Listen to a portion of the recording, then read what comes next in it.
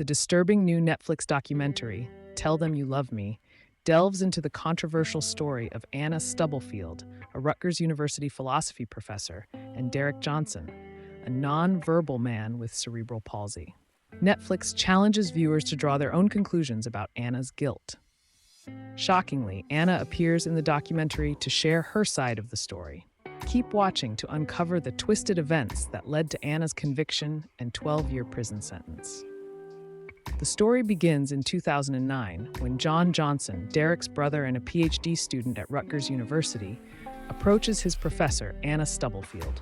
John, enrolled in Stubblefield's philosophy and disability studies class, was curious about facilitated communication, a method where a facilitator physically supports a person's hand or arm as they spell out words.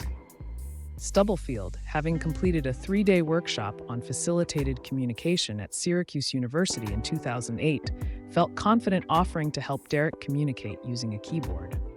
Derrick and Anna spent countless hours together, with Derrick's family initially excited and hopeful about his reported progress. They trusted Stubblefield to unlock Derrick's voice, even enrolling him in a college course with aspirations for his further education. However, early in the documentary, attentive viewers might notice a subtle disconnect between Anna and Derrick's family. Anna reports that Derrick asked to be called D-Man, a nickname she uses throughout the documentary.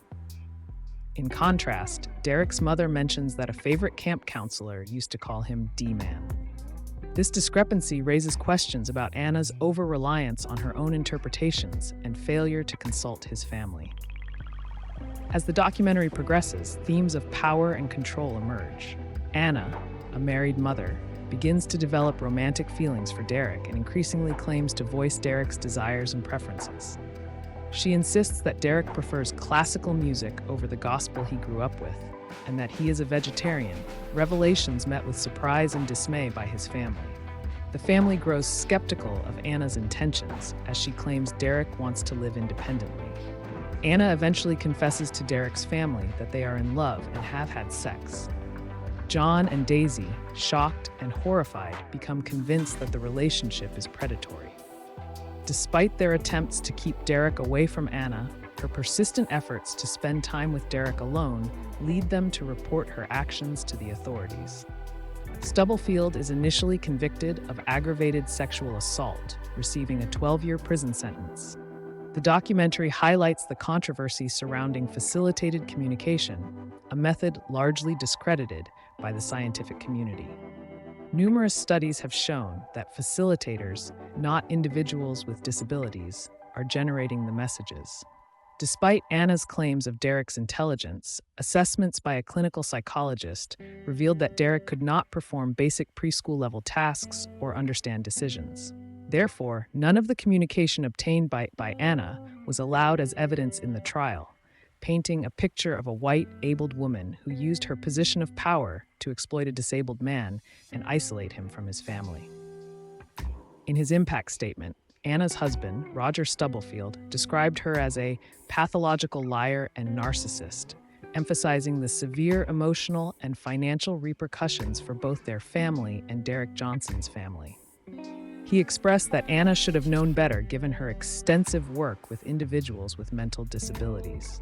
Despite this, some, including Anna's mother, continued to support her, claiming she never doubted her daughter. Stubblefield's conviction was later overturned, and she pleaded guilty to a lesser charge, resulting in a significantly reduced sentence.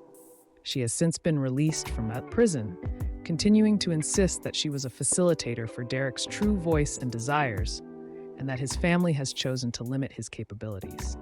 Today, Derrick lives with his mother, Daisy, who continues to care for him and advocate for his needs. She shares the lasting impacts of Stubblefield's actions, including Derrick's need for medication to control his sexual impulses. The film sheds light on the emotional and legal ramifications of the case and looks at the complex interplay of race, power, disability, and consent. The documentary leaves unanswered questions about whether Stubblefield was a predator with sinister intentions or a deluded idealist who genuinely believed she was helping Derrick communicate and find love.